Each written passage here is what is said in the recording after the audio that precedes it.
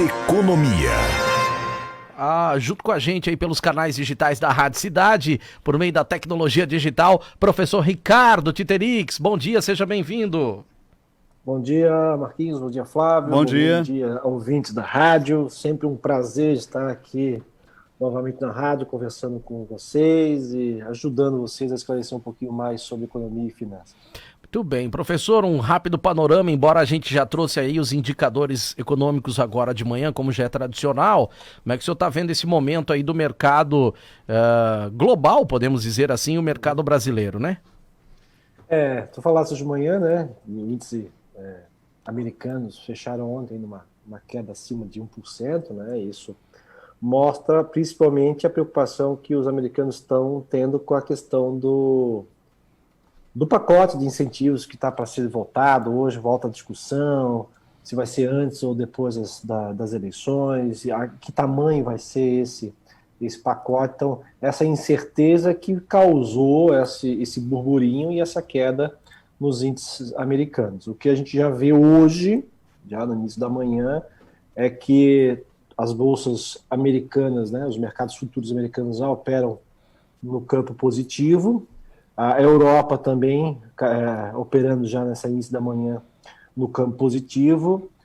Os mercados asiáticos fecharam no campo positivo, então, principalmente por essa questão da negociação dos estímulos econômicos do Brasil, e também a questão que a Europa continua acompanhando essas notícias de alarmamentos sobre o novo coronavírus. A Irlanda se prepara também para um novo lockdown, mas apesar de tudo isso, as empresas listadas nas bolsas do continente europeu começam a registrar ganhos significativos. Isso mostra que, de repente, esse temor de uma segunda onda torna-se muito mais uma questão de medo do que realmente uma realidade, até mesmo porque a gente está vendo que a Europa e os países do norte estão entrando no inverno, né? E o inverno é um momento preocupante para doenças que afetam o sistema respiratório, né? Diferentemente aqui do Brasil, no qual não podemos descuidar. Eu acho que a atenção aqui é se preocupar muito, essa curva da queda do número de mortes e a queda do número de internações. Isso é importante.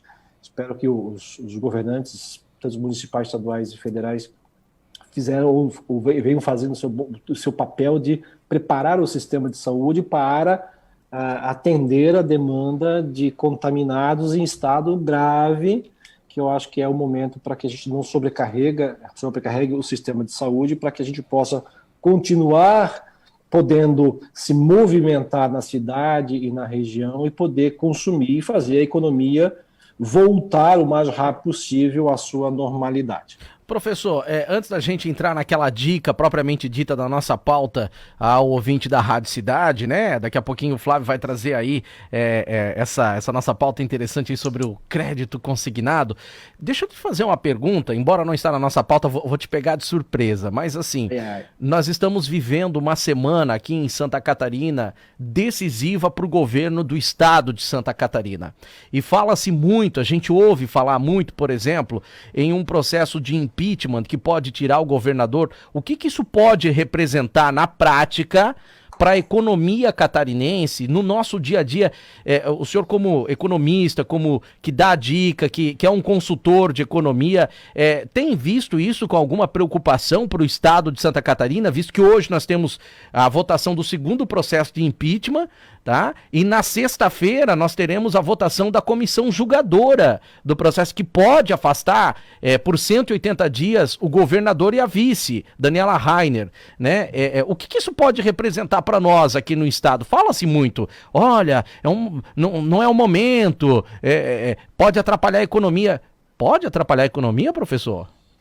Eu acho que assim, que muitas políticas de governo estadual, elas já estão sendo em curso. Eu acho que uma mudança de governo por causa de um impeachment, eu acredito, na minha opinião, que impactaria muito pouco no processo econômico regional, até mesmo porque a nossa economia regional ela é ditada muito mais pela economia externa e de pouco as ações de política estadual afetariam o mecanismo econômico, né?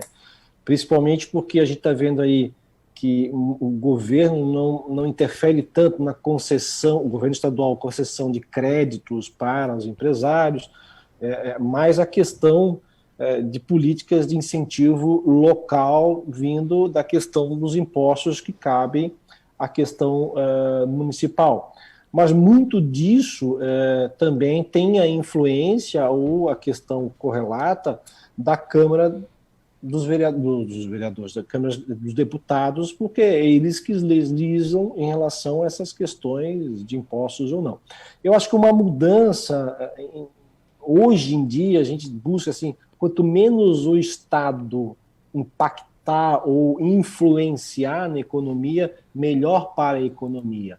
E eu acredito que uma mudança de um impeachment, dificilmente eu acho que vai ter um impacto significativo econômico, vai dar um problema, crise, nova crise estadual, eu acho muito difícil. A gente viu a questão, antigamente, nós já tivemos um caso muito próximo a isso, a questão de alguns escândalos em relação a isso, em governos passados, e não vimos nenhum tipo de processo que afetasse significativamente a economia regional. Tudo bem. Professor, vamos falar então sobre crédito consignado. Momento para recorrer a essa modalidade, quais são os cuidados e principalmente em tempos de pandemia, parece-me que o consignado vem numa crescente aí, o tipo de empréstimo onde o desconto vem direto na folha, né? Qual é a orientação que o senhor pode passar para o nosso ouvinte? Eu quis trazer esse tema hoje para a rádio, porque observando uma série de informações sobre esse segmento, a gente percebeu um aumento de mais de 30% no volume de crédito consignado nesse período de pandemia.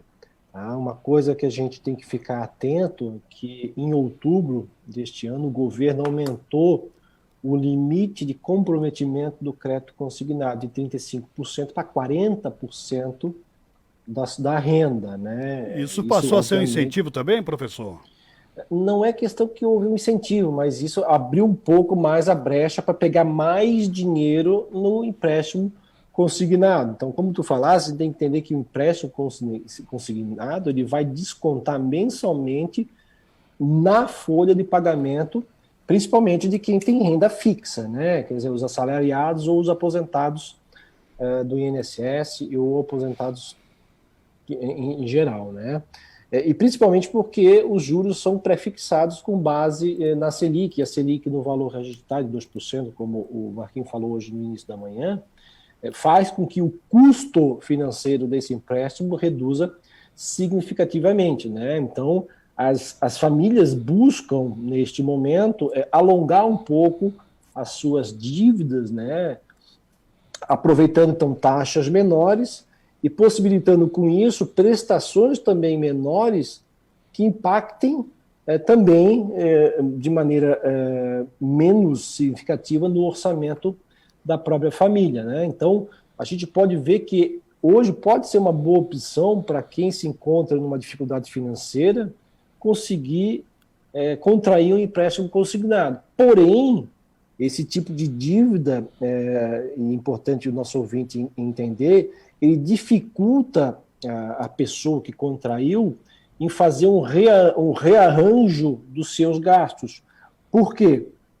Porque vai comprometer diretamente a renda e basicamente tira dele a flexibilidade de poder remanejar esse empréstimo, porque como o empréstimo é consignado e vai todo mês descontar diretamente na fonte da tua receita, tu não tem como chegar lá e vamos renegociar isso aqui, vamos atrasar, não tem como atrasar, então já compromete, imagina, 40% da tua receita já está comprometida em relação a isso. Então, o que a gente entende é que não existe uma situação em que o empréstimo consignado deve ser evitado. Uma coisa que a gente tem que tomar cuidado, e é um erro, quando a gente contrai não apenas o empréstimo consignado, como qualquer tipo de empréstimo, e isto vem também a questão de cheque especial, capital de giro de curto prazo da pessoa física, é usar esse recurso para custear despesas do teu dia a dia. Tá? Então, e essas despesas do teu dia a dia é porque eu gastei demais ou gastei em alguma coisa que não era para gastar. Então, é uma boa opção, principalmente para quitar alguma dívida já contratada anteriormente à pandemia. Então, aproveitar, de repente eu tenho uma dívida lá que me cobra 3, 4, 5, 6%, e aproveitar agora o crédito consignado com uma taxa de juros mais baixa e ir lá quitar essa dívida, reduzindo com isso a minha parcela mensal que eu tenho do meu rendimento. Então, é importante entender que crédito consignado ele pode ser uma boa opção para saneamento das suas dívidas neste momento de pandemia. Tá? Professor, mas pode ser um laço gigante aí, principalmente para aqueles, vamos dizer assim, não sei se a palavra certa é oportunista, mas tem aqueles que aproveitam o pai, a mãe, o vovô, a vovó, o tio que tem o direito do crédito consignado para pegar um empréstimo para si, para resolver problemas seus, não da pessoa, não do aposentado, e depois a dívida fica para o aposentado, né? Porque assim, é uma pessoa que já tem um descontrole financeiro, que hoje o próprio sistema financeiro o ajuda, lhe protege dele mesmo, não concedendo crédito, porque não justifica, porém, para continuar o consumo, quer dizer, o que levou ele a esse problema financeiro, vai lá, convence e usa da sua boa-fé, do seu relacionamento familiar e contrai esse empréstimo, tirando do orçamento dessas pessoas um pouco mais vulneráveis ou carentes, ou né, possamos dizer que são seus pais ou pessoas mais idosas, né, com um poder de renda um pouco menor também, reduz 40%, 35% da sua receita na fome para resolver um problema deles. E o pior é que essas pessoas continuam no mesmo problema e não conseguem pagar esse empréstimo consignado. Uma coisa que a gente tem que entender é que se eu vou pegar um empréstimo, eu vou pegar esse empréstimo para resolver alguma coisa. Ou eu vou para aproveitar uma oportunidade, consumir algum bem, e aí eu compro e antecipo, ou para resolver um problema de saúde. O que a gente tem que ficar atento é que se eu não tiver um bom planejamento financeiro, e aí que vem a questão da educação básica financeira, se no meu orçamento não tiver uma brecha já sobrando, como é que eu vou contrair um empréstimo sendo consignado ou um empréstimo convencional? Quer dizer, eu só posso contrair um empréstimo se hoje eu tenho 35% de folga ou 40% de folga no meu orçamento. Se eu não tiver isso, como é que eu vou encaixar uma parcela mensal de uma dívida que eu contraí para consumir algum bem? Então, o que a gente começa a verificar que o crédito consignado ele é uma excelente solução porque o custo dele é barato, porém ele tem essa inflexibilidade por comprometer diretamente a fonte, né? A gente não tem a questão de começar a fazer o remanejo. Tem a questão do caso da demissão, né? Caso a pessoa for demitida com crédito consignado, eu acho que é importantíssimo de maneira imediata. A primeira coisa que eu vou fazer no dia seguinte é ir lá no banco, buscar uma renegociação, porque o banco ele pode começar a emitir débitos direto da conta corrente desta pessoa ou emitir boletos bancários para poder continuar cobrando essa dívida, e aí começa a ter um nome sujo em relação a isso. Então, o que ocorre em outra situação é que o comprometimento financeiro do teu dia a dia por causa de uma coisa eventual. Imagina um problema de saúde. Tu, um problema de saúde, já tens 40%, 30% do teu ganho comprometido. Então, como é que tu vai administrar isso? Então, a pergunta é, como é que você vai administrar uma situação onde você está com o teu orçamento comprometido por causa de um crédito consignado, por uma compra que de repente não precisa ter sido feita, e aparece esse novo problema financeiro ou de saúde, ou bater o carro, e aí? Como é que tu vai ficar com uma coisa que não se encaixa mais no orçamento? Nessa situação, é importante buscar uma alternativa. A alternativa é simples. Ou tu aumenta a tua receita, busca uma receita extra para resolver esse problema que tu mesmo causaste, reanalisa todo o teu orçamento para buscar uma redução de gastos, né? Cortar alguns gastos, sacrificar alguns benefícios do teu dia a dia, ou, na pior das hipóteses, ou uma das hipóteses, é se desfazer de algum bem, quer dizer, vender alguma coisa, uma bicicleta, um carro, uma moto, um videogame, uma televisão, para conseguir ter recurso para poder quitar a sua dívida, né? Então, tudo isso nos leva a entender que para conseguir ou para se habilitar a contrair um empréstimo consignado ou qualquer outro tipo de empréstimo, é importante que todos, independentemente da posição social, da posição intelectual, é importante que a gente tenha controle e planejamento dos meus gastos e das minhas receitas, ter isso na ponta do lápis. Porque a pior coisa que tem é pagar juros por algo que a gente quis utilizar ou antecipar ou resolver o problema. Porque pagar juros é que nem jogar dinheiro fora. Muito bem, as dicas aí do professor Ricardo Titerix, que às terças-feiras vem aqui dar aquela dica especial e fazer um balanço aí da economia, não só da nossa região, mas também do estado do Brasil e global, né? Do momento todo que estamos vivendo. Professor, obrigado aí pelas suas dicas. É muito bom o ouvinte da Rádio Cidade ter oportunidade de ter um conteúdo no seu dia a dia. Agora, caso alguém tiver alguma dúvida, quiser conversar com o professor Ricardo, afinal ele é consultor em economia, né? Você empresário pode ter alguma dúvida, pode querer aí fazer uma consultoria à sua empresa. Como faz para entrar em contato com o senhor, por favor? Entre em contato com o nosso e-mail, economianaradiocidade@gmail.com.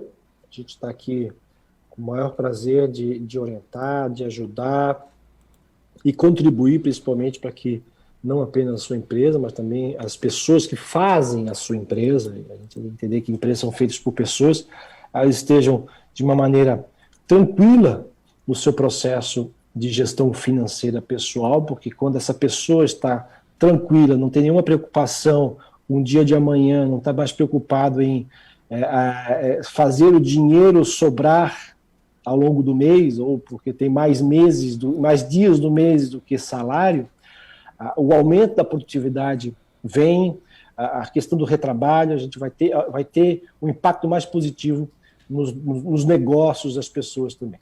Professor, o senhor volta no mês de novembro, a gente tem uma agenda devido às campanhas eleitorais na semana que vem e na outra, então lá no dia 10 o senhor retorna, já vai estar valendo o Pix. Nós temos que falar do Pix. Isso. Aí, viu?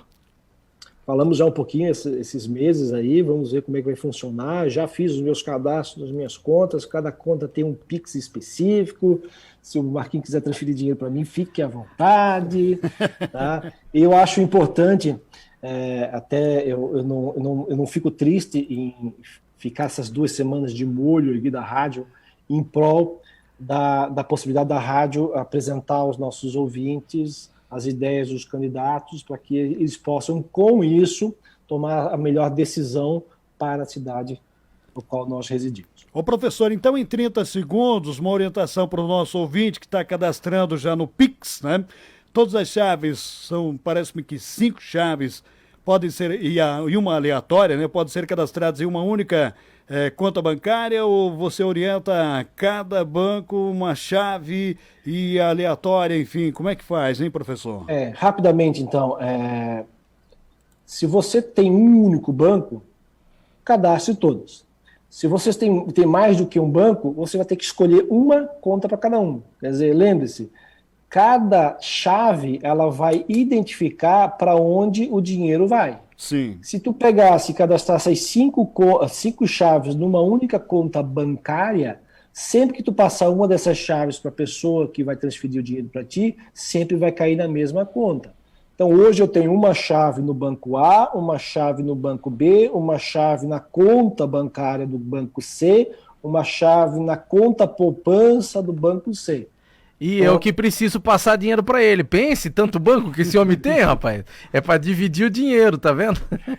Claro, e olha só, são bancos que não me cobram taxas. Ah, Ou seja, esse é o por uma detalhe. cooperativa no qual eu tenho a minha conta lá e a mensalidade, o valor que eu deposito mensalmente da, entre aspas, taxa, na verdade é o meu capital lá que está, a minha cota capital que está rendendo. É dinheiro meu lá, que o dia que eu fechar a conta eu pego e volto. Exatamente. Ou senão das contas digitais aí que ainda me cobram nada. Tá bom, professor. Um abraço, viu? Uma boa terça-feira para o senhor, uma boa semana e aguardamos em novembro aí os detalhes sobre o Pix. E, igualmente, falamos sim, e temos novidades também em relação aos investimentos nas bolsas americanas, a possibilidade de nós, pobres mortais, também fazer investimentos na bolsa americana, não apenas na nossa bolsa no Brasil. Um abraço aí, esse é o professor Ricardo Titerix.